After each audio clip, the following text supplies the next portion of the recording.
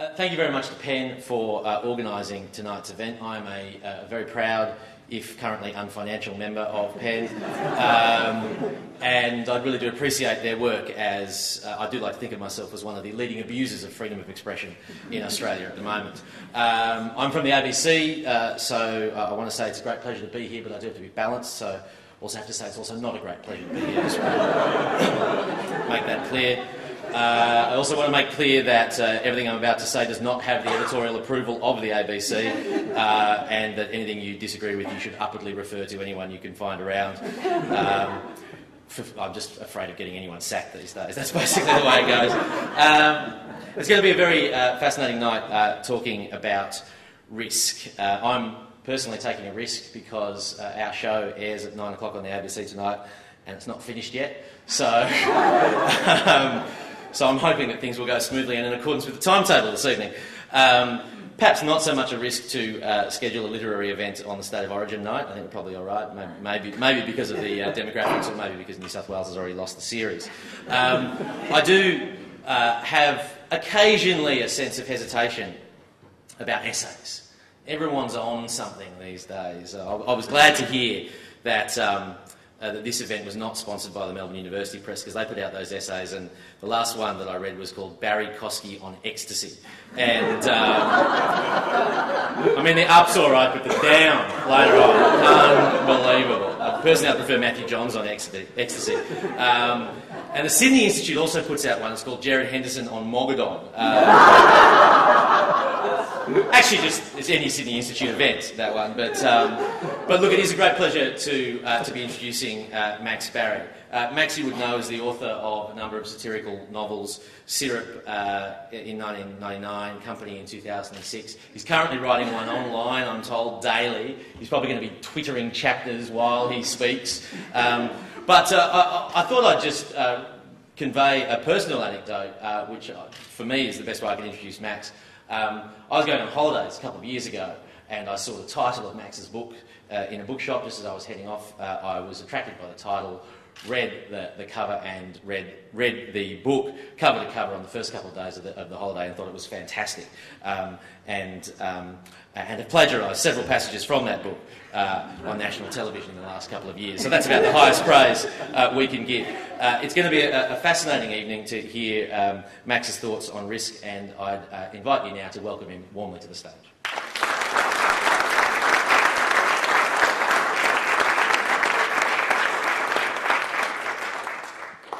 Thank you very much, Julian. That's very, very kind of you. First, may I say what a privilege it is to be associated with the fine organisation Penn. It is an absolute honour to be standing up here tonight, and I'm very grateful for the opportunity. Shortly after my 19th birthday, I told my father I was getting married. He staggered backwards as if I pushed him. When he regained the power of speech, he said, "But why?" This was difficult to answer. I tried to explain that I was in love with the girl, and that her loving me back was not only the most miraculous thing that I could imagine, but also the culmination of a long, hard-fought campaign. But there was no argument that could satisfy Dad, because I was only telling him why I was in love, not why I wanted to get married. He feared, of course, the day when, aged somewhat older than 19, my feelings might change, or might hers. He told me, "It's just such a risk." My father was possibly the most risk-averse person on the planet. He invested solely in his superannuation. He was endlessly unhappy with his job in the finance department of what was first Esso and then ExxonMobil, but he stayed there for 30 years. He voted conservatively. He was constantly rear-ended by other drivers because he would start to move off at an intersection, then decide he'd been too rash and hit the brakes. If I almost gave him a heart attack by announcing my wedding at 19, I risked his health again as a 23-year-old by declaring that I was throwing in my job as an account manager for global IT giant Hewlett-Packard in order to try my hand as a novelist. Naturally, I had no published novels at this stage, or even any that a publisher had expressed interest in, but still I felt confident I could give it a crack. On top of that, just to make sure there was no chance I could go back to my old job, my young wife and I were moving from Melbourne to Perth. I was a little wiser at 23 than I had been at 19. Not a lot, obviously, but a little. So when I put this to Dad, I played up the part where I would be seeking part-time work at a university. I tried to make it sound not so much like a complete abandonment of financial sense, but a shift, an elevation even, from the dirty, compromised world of business to the loftier domain of academia. I will say he reacted better this time. I think he saw less risk in work than in love. But still, I remember him fingering my Hewlett-Packard human resources policy, the page with my sick day entitlements and employee share plan option, saying, "I don't know why you want to give all this up." Clearly, my father and I saw risk in different ways. Where I saw the risk of growing old in a job that did not fulfill me, becoming a person who occasionally thought of the novel he'd never had time to write, my father saw the risk of stalling a promising career in the corporate sector.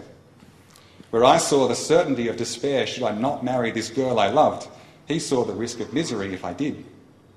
Even later, when I completely undeservedly found some early success as a novelist, he told me I could never do that.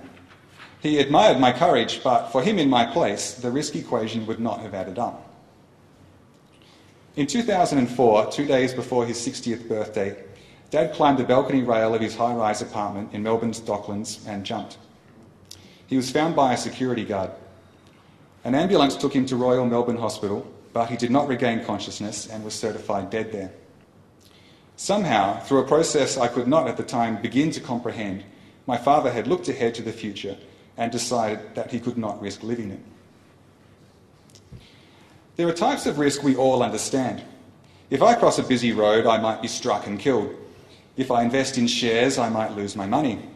If I marry this girl, I may wind up regretting it. If I don't, I might regret it too. These are situations we describe as risky.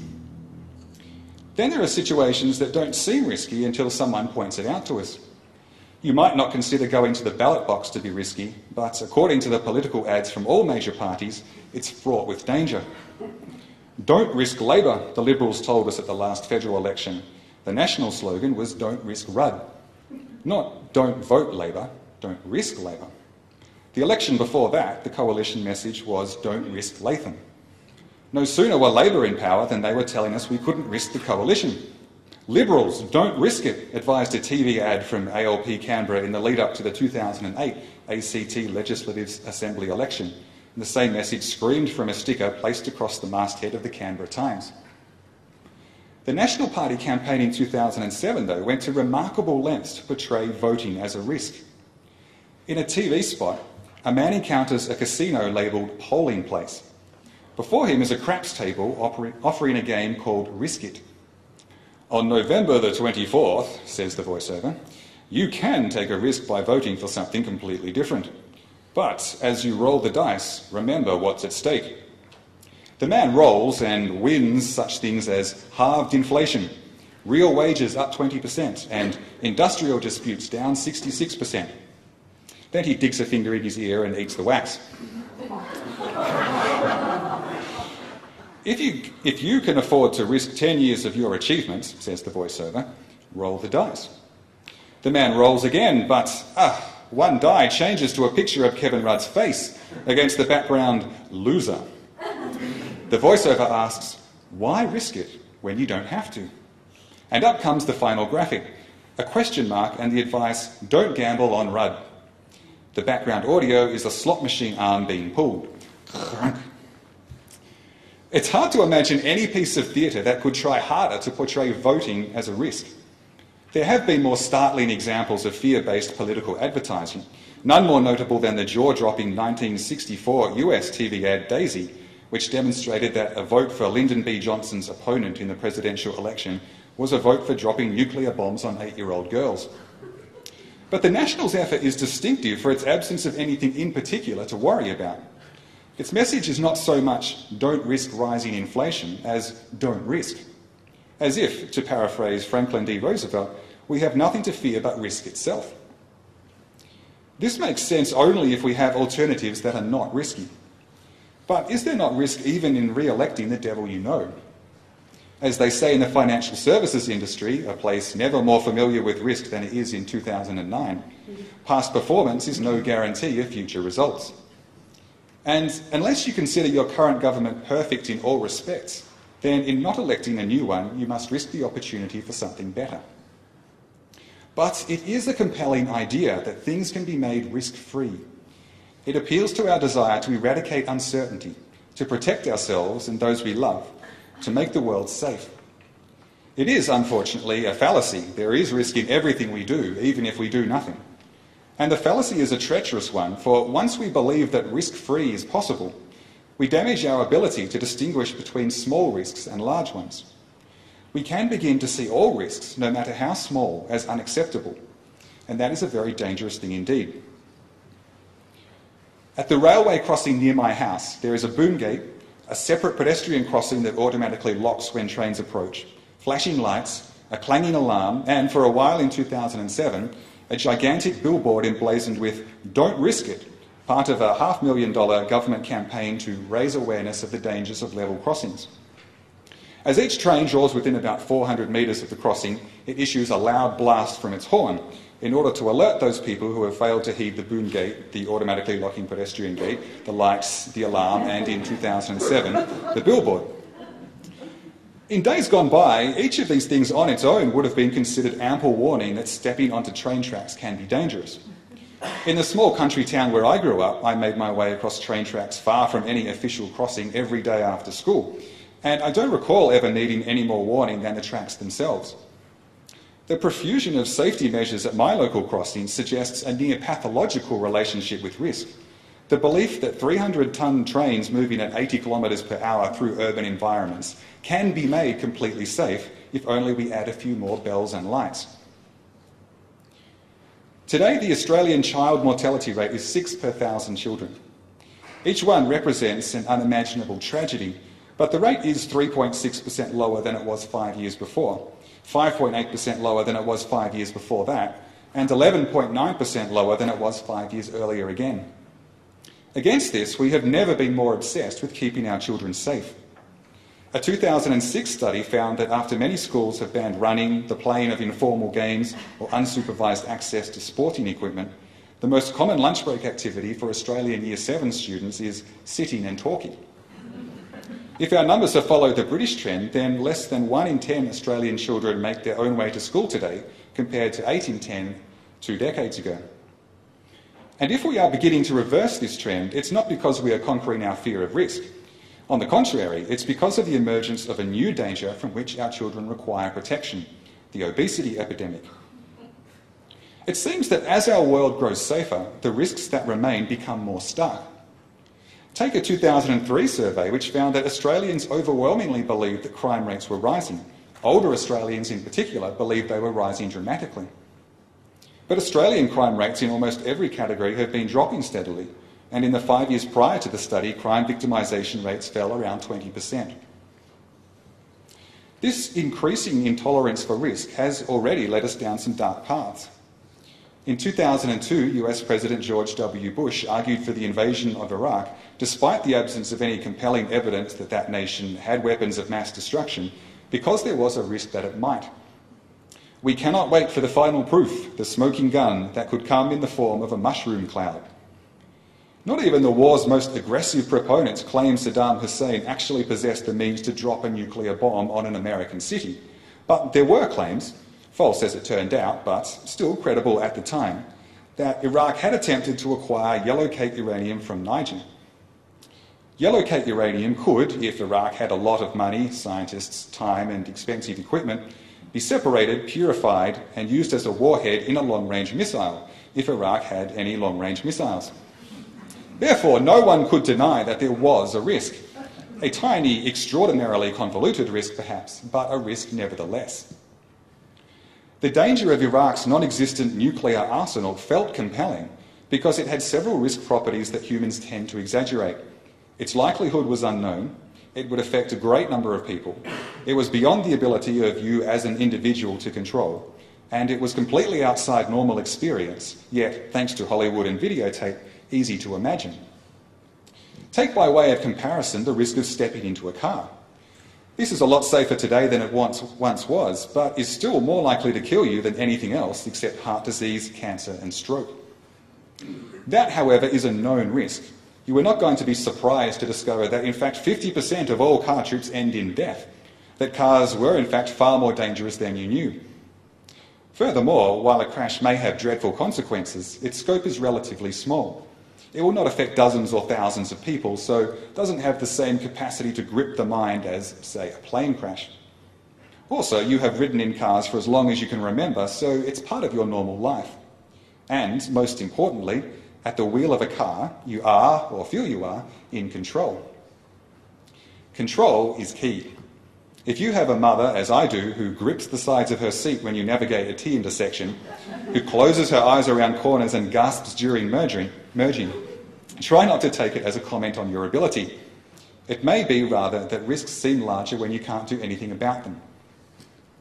Take, for example, the arresting photograph published in the Roanoke Times, September 20th, 2004, which was captioned, "Melissa Williamson, 35, a Bullitt Avenue resident, worries about the effect on her unborn child from the sound of jackhammers." In the photo, Ms. Williamson gazes off into the distance at construction work, one hand near her pregnant belly, the other in the process of raising a cigarette to her lips. This picture zipped around the globe, gaining so much attention that the newspaper went back and interviewed Ms. Williamson again. She said she'd heard people talking about it, but it didn't bother me. It went in one ear and out the other. I've heard this all my life. Her doctor had warned her of the dangers of smoking when pregnant, but had also said that stress was bad for her baby. And Ms. Williamson felt that if she gave up smoking, she would become stressed. If people don't like it, that's their opinion. They've got theirs, and I've got mine. One explanation of Ms. Williamson's behaviour is that she is not really concerned about her unborn child, that she objects to the noise of jackhammers not because it might damage her fetus, but because it makes it harder to hear the contestants on I'm a Celebrity, Get Me Out of Here. And this may be true, but only if Ms. Williamson is a caricature of a human being, a woman of monstrous self-interest and incomprehensible stupidity. And in truth, I doubt that people like that exist in the numbers suggested by tabloid newspapers and by our own temptation to demonise and simplify. It's possible that Ms. Williamson does worry about her unborn child, but the risk from smoking is controllable, but the jackhammers outside her window are not. And let's return to that railway crossing near my house. The reason this crossing is accumulating bells, lights, automated gates and billboards is not because people were failing to notice the warnings it already had. It's because they were ignoring them. That's the message from a don't risk it billboard, not watch out, but seriously, this is dangerous, so stop running across the path of oncoming locomotives just to get to work 3 minutes earlier. And while it's tempting to think that such people must be dumb as rocks, the truth is they're not, and that's why they do it. A train closes to within 400 metres of a crossing and all the warnings activate. If you were about to cross the tracks, then, according to the bells and lights, what would have been safe a second ago is now dangerous. But you are an intelligent human being. Excuse me. You know that a train 400 metres away is not much more dangerous than it was a moment earlier. In reality, that train will become steadily more dangerous the closer it gets, and it was not perfectly safe at 401 metres either. Similarly, you know that your car does not abruptly transition from safe to deadly at the moment its speedometer rises above the speed limit. These are demarcations not between risk and safety, but between degrees of risk considered acceptable and unacceptable by relevant government authorities. This is easy to forget. The more steps our governments take to protect us from risk, the more we believe that eliminating risk is our government's job. And not only is this illusory, but it may be corroding an essential part of the Australian identity. In the global ring, Australia punches well above her weight. For a nation with 0.3% of the world's population, we are grossly overrepresented at the top ends of a huge range of fields in science, research, business and the arts. What's notable about this for our purposes tonight is that all success must begin with a risk, the risk of failure. And Australians are unusually, to other cultures sometimes inexplicably, fond of failure. In the United States, by comparison, striving is encouraged, but failure is not. It is a more competitive nation, one quicker to grade and rank, and there are too many winners to celebrate the losers. In Japan and many other Asian cultures, failure is viewed even more shamefully. It carries the implication that you did not work hard enough. In Great Britain, one can find more respect for failure, particularly resigned failure, the accepting of one's lot, but also the shadows of a class heritage uncomfortable with displays of raw, unabashed effort. I am generalising, of course, and individual exceptions abound to the national personalities I've characterised. But I'm yet to find a national psyche as comfortable with the notion of well-intentioned failure as Australia. I know of no other country that views its greatest, most heartfelt military failure, not just with reverence, but with pride, as we do with Gallipoli. I'm yet to find an exact international translation for "have a go, mate." We are not as fond of our successes as other nations. To exaggerate a little, as Americans tend to assume that the rich and successful deserve it, while Australians tend to suspect they don't. With notable exceptions, primarily in sport, we are more comfortable with an honest trier, the quintessential Aussie battler, than a shooting star. This may have historical roots. Australia was founded as a penal colony after the American model, but where Massachusetts offered fertile soil and temperate rainfall, this land was so unforgiving that supplies had to be sourced from Batavia in order to allow those who made it across on the first fleet to survive until the arrival of the second. The European population here grew far more slowly, despite the British forcibly relocating far more Europeans. In the Americas, rebellion led to freedom and the birth of a new nation. Here, at Castle Hill and then Eureka, uprisings were brutally crushed. It should perhaps be no surprise then that in 2009 we still bear a lingering belief that the greatest honour is for the underdogs, those who struggle against the odds, and that their failure is not a mark of their flaws, but an account of the greatness of their challenge.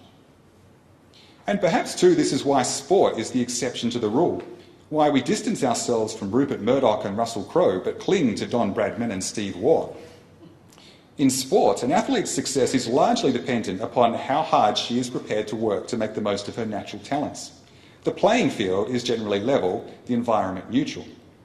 Of course, throw in an unfair environment, Don Bradman fending off head-high deliveries in Bodyline, or the Australia 2 tacking her way towards the America's Cup after 132 years of American domination, and we're in raptures. Show us Eric the Eel Musambani, who arrived at the 2000 Sydney Olympics having never seen a 50-metre pool, whose only two competitors in his heat were disqualified before the start of the race, who was then asked to swim it regardless, the only man in the pool, and who attacked it with such vigour that he almost drowned in the last 15 metres. Well, we have ourselves a hero. The wonderful irony of Australia's veneration of the trier above the champion is that it has given us great numbers of both. Perhaps there is no more valuable aspect of the national character than our historical belief that it's not your fault if you fail, that it's okay to fall short so long as you gave it an honest crack, so long as you had a go. But it is 2009. For most of us, the Australian landscape has been tamed. Droughts do not ruin us, they merely make our lettuces more expensive and restrict our garden watering to Sundays and Wednesdays. We are part of a networked planet and have suffered the inevitable cultural dilution that implies. We watch American movies featuring champions, not battlers. In fact, a nasty edge has crept into the term battler ever since it was associated with John Howard's election in 1996. The coalition, one theory went, won on the back of swing votes from a group known as Howard's Battlers, who had been alienated by Paul Keating's Labor. The term does not seem to have been intended as a piece of wedge politics of the kind at which the Howard government became adroit over the ensuing years, and the theory itself is backed by little statistical evidence. But what's certain is that claiming the term battler for one side of politics eroded its appeal for the other. If you felt nothing in common with Howard, you did not want to be a Howard's battler. The word itself became a pejorative. And perhaps it reflected the reality that a goodly chunk of Australia were not battling. They were doing fairly well. Viewed from sections of the left, Howard's battlers were not especially battling either, or if they were, it was their own fault for spending their money on pokies and cigarettes, for buying McMansions, for shunning education and locking themselves into blue-collar jobs. Howard's battlers, from this perspective, were nothing to be admired. Their failures were not honourable, but deserved. The danger we face as citizens of modern Australia is that we no longer face any great danger. Encased in a padded, pre-warmed world where all corners are encased in rubber and there are handrails beside all the steps, Is it really plausible to continue to blame the environment for failure? When our challenges are so relatively benign, positive superannuation returns versus survival, a safety net versus starvation, can we continue to view those who fail as honourable for having tried? And if we cannot, if we have drifted so far from our origins that the idea of the Aussie battler begins to seem quaint, even risible, then perhaps we risk losing something upon which a large part of our national success depends: the unspoken permission to fail if only you try.